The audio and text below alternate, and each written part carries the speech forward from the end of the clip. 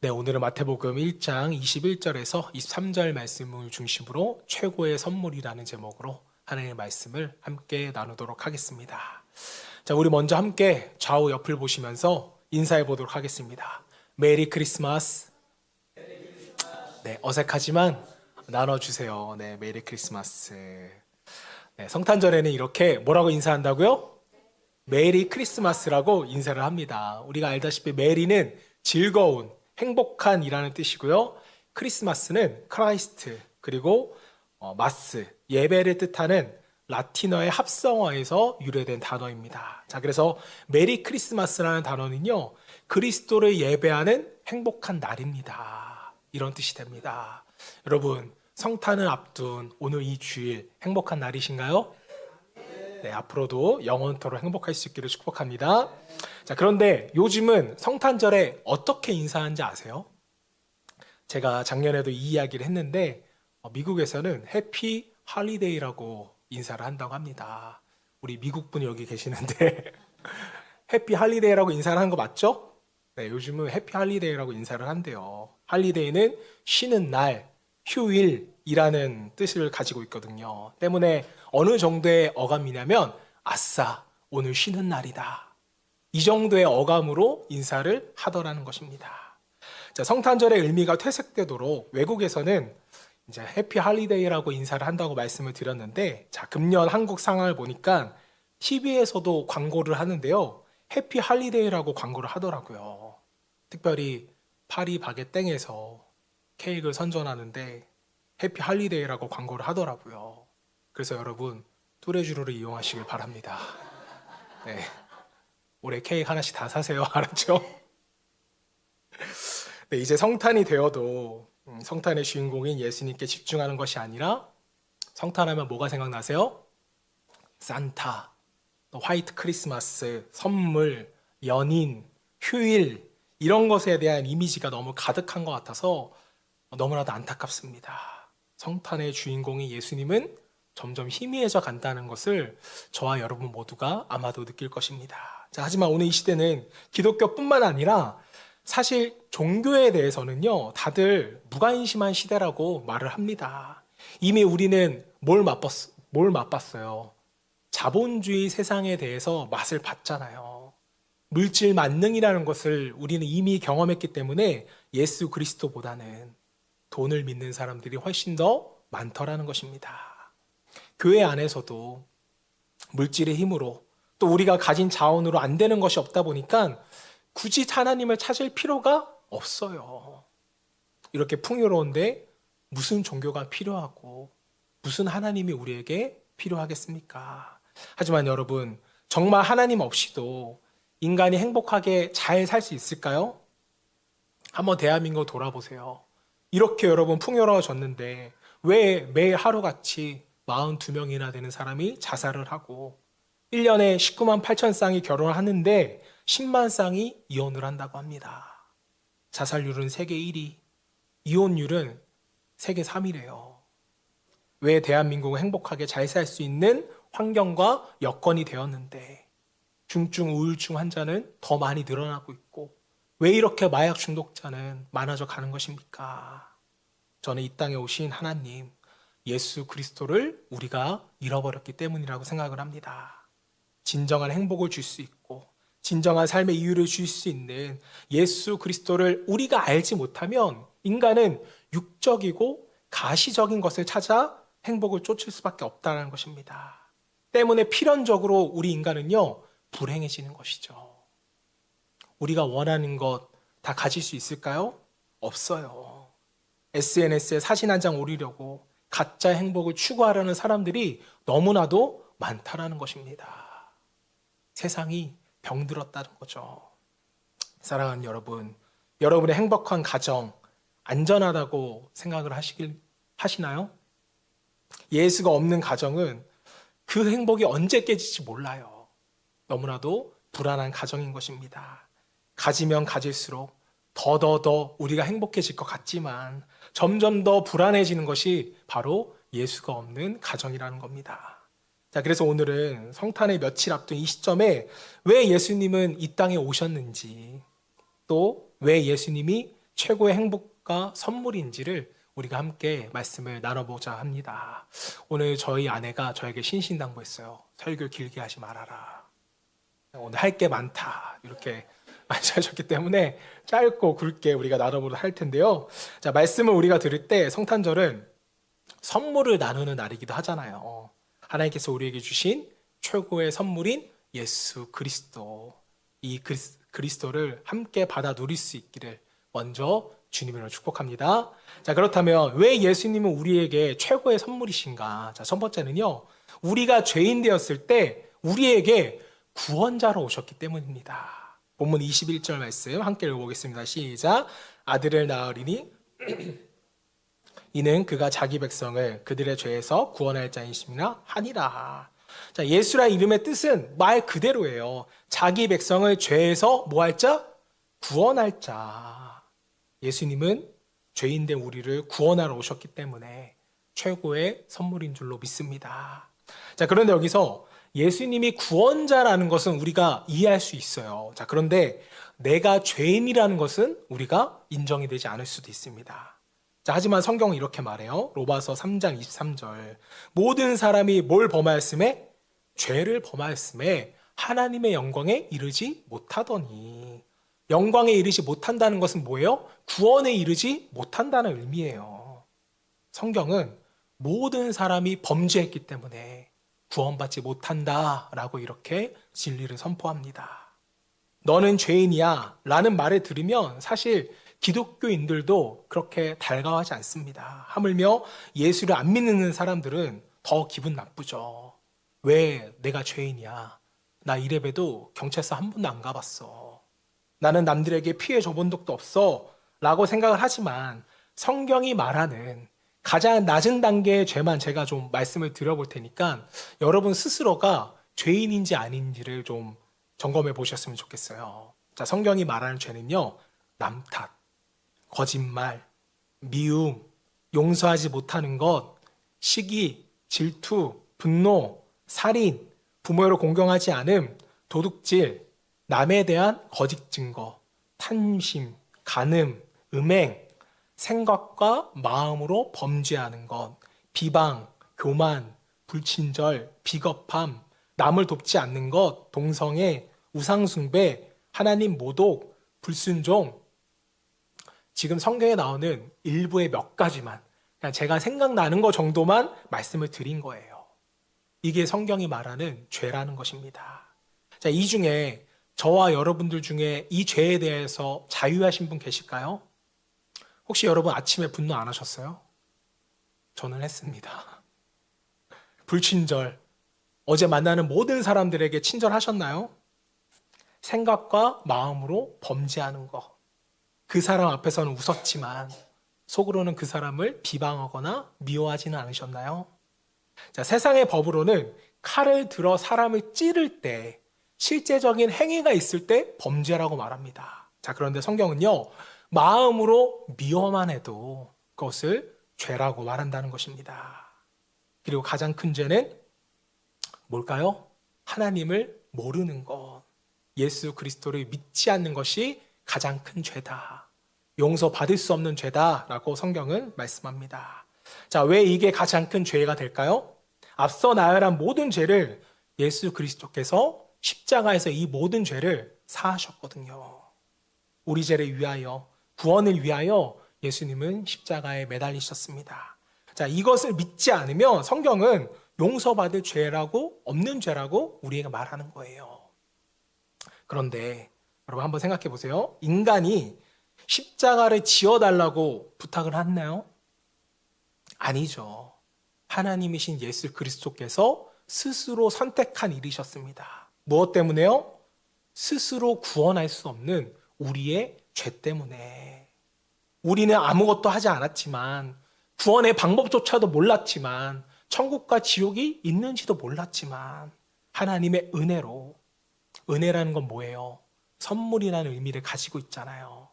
우리에게 구원의 기회가 생겼다라는 거죠. 혹시나 여러분이 교회와 성경의 가르침을 오해할 수 있어서 좀 말씀을 드릴게요. 기독교는요, 절대 행위의 종교가 아니라는 거죠. 여러분이 무엇인가 해야 구원을 받고 무엇을 드려야 인간을 사랑하시는 그런 하나님이 아니라는 것입니다. 뭔가 해야 할 것 같아서 교회를 부담스러워 하시는 분들도 있는데 전혀 그렇지 않아요. 기독교의 신앙은요, 무엇을 하는 것이 아니라 오히려 하나님께서 행하신 것을 얻는 종교입니다. 이게 너무나 중요해요. 여러분이 뭔가를 하려고 하지 마세요. 이미 하나님께서 하신 일들을 우리는 얻어가는 거예요. 세상의 다른 종교는요, 행위에 강조점이 있습니다. 정성을 들여야 복을 받아요. 무엇을 해야 극락왕생할 수 있습니다. 자, 그러나 우리 기독교는요, 우리가 행함으로 이루어지는 것이 아니라 하나님이 이루신 것을 그저 은혜로 받아 누리는 것입니다. 마가복음 2장 17절 말씀, 예수님이 하신 말씀인데요. 왜 이 땅에 예수님이 오셨는지를 설명해요. 함께 읽어보겠습니다. 시작. 예수께서 들으시고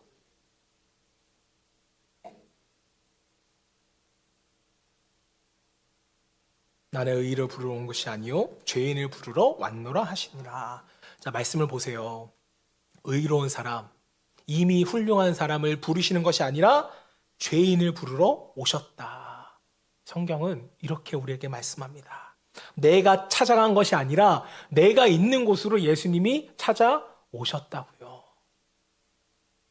이런 예수님이 죄인을 왜 부르셨어요? 죄인을 구원하시려고. 죄인된 우리가 이 세상에서 괴롭고 힘들고 살아가는데 기쁨과 행복을 주시려고, 은혜 주시려고 우리를 부르셨다는 거예요. 찾아오셨다는 것입니다. 이 부르심에 우리는 응답만 하면 돼요. 이 부르심에 우리는 그저 믿기만 하면 되는 것입니다. 더 이상 여러분에게 뭔가를 요구하지 않으세요. 예수님은 우리에게 물질을 요구하지 않으셨습니다.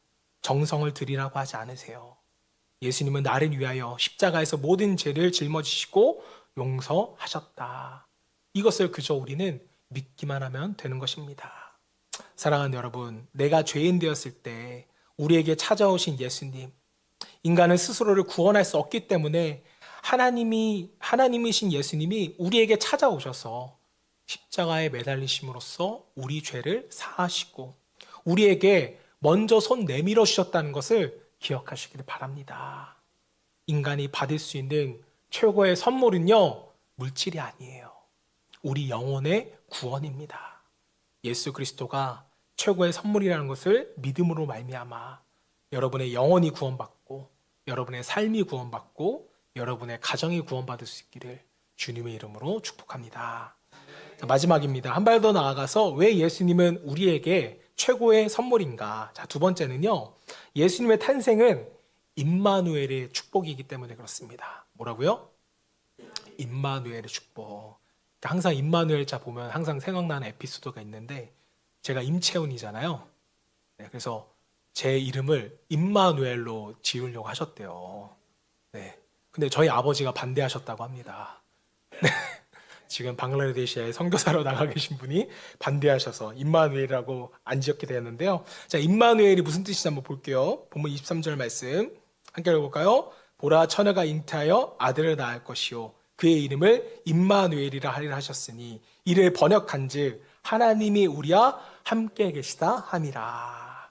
자, 말씀을 보시면 예수님은 우리와 임마누엘, 즉 함께 하시기 위하여서 이 땅에 오셨고 지금도 믿는 자들과 행복한 동행을 하시기를 원하신다는 거예요. 때문에 오늘 우리가 생각해야 할 성탄은요, 두 가지로 요약할 수가 있습니다. 하나는 죄사함, 우리의 구원이고요. 두 번째는 하나님과의 동행, 즉 임마누엘입니다. 하나님은 우리 인간과 정말 너무 함께하고 싶으셨어요. 하지만 거룩하신 하나님이 죄로 인하여 오염된 인간과는 함께 하실 수가 없으셨습니다. 자, 때문에 예수 그리스도를 다리 삼아 임마누엘을 이루어 주신 것입니다. 자, 다시 말하면 인간과 함께하고 싶은 하나님의 간절함이 어디에 담겨 있어요? 이 임마누엘이라는 이름에 담겨 있다는 겁니다. 자, 태초에 하나님께서 인간을 지으시고 또 함께하고 싶으셔서 에덴 동산이라는 곳을 만드셨습니다. 자, 그리고 그곳에서 선악과를 먹으면 안 된다라고 하나님의 명령을 인간에게 주셨어요. 하지만 인간은 이것에 불순종했고 선악과를 먹고 범죄했을 때 여러분 한번 잘 생각해 보세요. 하나님의 첫 마디가 뭐였죠? 기억나세요? 아담아, 내가 어디 있느냐? 라고 물으셨어요. 왜 하나님은 이렇게 물으셨을까요? 하나님은 그 순간에도 아담과 함께하고 싶었거든요. 예수님을 이 땅에 보내신 이유도 다른 이유가 없습니다. 우리 인간과 함께하고 싶으셨기 때문에. 오죽했으면 여러분 예수님의 이름을 임마누엘이라고 지으라고 하셨겠어요. 하나님이 너희와 함께 하신다. 사랑하는 여러분, 우리 인간이 있어야 할 자리는 하나님 앞이고 하나님과 동행하는 자리입니다. 우리에게 속한 자리는 하나님과 동행하는 자리예요. 하나님과 함께 할 때 우리는 가장 행복하고 평안한 마음으로 이 땅을 누리며 살아가게 되는 것입니다. 저는 오늘 말씀을 준비하면서 그림 한 가지가 생각났습니다. 바로 천지창조라는 미켈란젤로의 그림이 생각이 났어요. 로마 시스티나 성당 천장에 그려져 있는 이 그림은요, 워낙 유명하기 때문에 여러분도 한 번쯤은 보셨을 것입니다. 자, 이 벽화에 대한 다양한 해석이 있지만 오늘은 세 부분을 한번 주목해서 보았으면 좋겠어요. 자, 먼저는 하나님의 자세입니다. 하나님의 자세를 보세요. 어떻게 해서든 인간에게 다가가고 싶어서 몸을 바짝 기울이시는 하나님의 모습. 그 모습이고요. 자, 그리고 두 번째는요, 아담과 하나님의 손이 떨어져 있다는 점입니다. 하나님께서는 적극적으로 아담에게 다가오셨지만 이 작은 간격은요, 누구의 몫이에요? 아담의 몫, 인간의 몫이라는 거죠. 그리고 하나님이 아담에게 주신 분명한 자유였습니다. 자, 그리고 세 번째는 아담의 자세예요. 아담은요, 하나님의 간절함과 다르게 어때 보여요? 여유 있어 보여요. 하나님, 오시려면 와보세요. 이런 자세입니다. 그리스도인이었던 미켈란젤로는 이 그림을 통해 이런 이야기를 좀 들려주고 있는 것 같아요. 하나님은 인간에게 다가오기를 애쓰신다. 몸부림치신다. 그리고 이 몸부림의 절정이 바로 신의 성육신인 성탄인 것입니다. 하나님은 예수의 이름과 임마누엘의 이름으로 우리에게 다가오시려고 몸부림치셨어요. 그리고 이 마음은 지금도 동일합니다. 당신이 만드신 우리가 너무나도 소중하게 다가오려고 하셨고 사랑하기에 함께하고 싶어 하십니다. 자, 그러나 그 사랑이 절대로 강압적이지는 않다는 거예요. 진정한 사랑이 되고 싶어서 우리가 다가올 수 있는 정말 한 뼘의 자유를 우리에게 주셨다는 겁니다. 하지만 아담은 그렇게 적극적이어 보이지가 않아요. 사랑하는 여러분, 이 아담의 모습이 사실 우리의 모습이 아닐까요? 아마도 여기에는 오랜만에 교회에 오신 분들도 계실 것 같습니다. 하지만 내가 시간을 내서 여러분들이 교회에 오신 것 같지만 사실 성경은요, 이런 말이 있어요. 인간이 자기의 길을 계획할지라도 그 걸음을 인도하시는 건 여호와 하나님이시다. 하나님이 그림처럼 여러분을 만나시기 위해서 몸부림치신 끝에 계획하신 가운데 저는 여러분들이 여기 계시리라 믿습니다. 그리고 이것은 우리 모두가 마찬가지라는 거예요. 하나님은 오늘 우리 모두에게 물으십니다. 아담아, 땡땡아, 내가 지금 어디 있냐? 나는 너와 함께하고 싶다. 우리에게 먼저 다가오셔서 내미신 손끝에 이제 우리의 손끝을 내미는 것은 저와 여러분들의 몫이고 우리의 자유입니다. 여러분의 자유를 뭐뭐 하지 않는 것에 사용하는 것이 아니라 하나님을 만나는 데 사용할 수 있기를 바랍니다. 여러분에게 분명히 말씀드리고 싶은 것은 우리의 생각보다 하나님은 훨씬 더 가까이 계신다는 거예요. 창세로부터 지금까지 조금도 변함없으신 모습으로 우리 주님은 우리와 함께 하시기를 원하십니다. 이 같은 하나님의 간절한 마음을 여러분들이 기억하셔서요. 하나님, 나도 조금 더 손을 뻗겠습니다. 나도 조금 더 주님을 찾고 부르겠습니다. 그렇게 동행하는 하나님의 자녀가 되겠습니다. 이같이 고백하며 결단하는 그리고 성탄이 될 수 있기를 주님의 이름으로 축복합니다. 저 여러분 모두가 성탄에 흐르는 하나님 아버지의 마음, 축복, 예수와 임마누엘의 이름으로 언제나 그 자리에 함께 하시는 그 사랑의 마음을 기억하는 복된 성탄 되기를 주님의 이름으로 축원합니다.